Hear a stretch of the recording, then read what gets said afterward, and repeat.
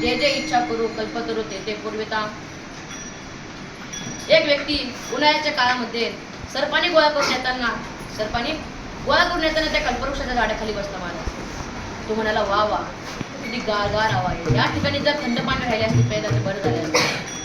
त्या ठिकाणी लगेच एका चांदीच्या तांब्यामध्ये थंड पाणी तयार झाले. नंतर म्हणाला का जर इथं जेवायला राहिले असते बरं झाले असते. इतर जेवायला राहिले असते तर बरं झाले असते. नंतर सोन्याच्या ताट्यामध्ये 500 पकवानाचं जेवण तयार झालं महाराज. नंतर म्हणाला तो की इथं जर झोपायला एखादी गादी असते तर बरं झाले असते. त्या ठिकाणी लगेच पॉट पलंग तयार झाले महाराज. त्याला वाटलं का आपण जे मागतो ते या ठिकाणी लगेच तयार होतं. तिथं तो भूत तर नसेल ना. त्या ठिकाणी लगेच भूत तयार झालं. लगेच भूत आला महाराज. नंतर तो म्हणाला त्या भूत आम्हाला खाऊन तर नाही घेणार ना. लगेच त्या भूताने त्याला पेढ्यासाठी घेऊन टाकले.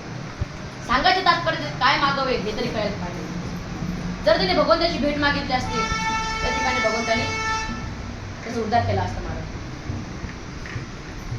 म्हणून अशा कल्पवृक्षाची फांदी तोडून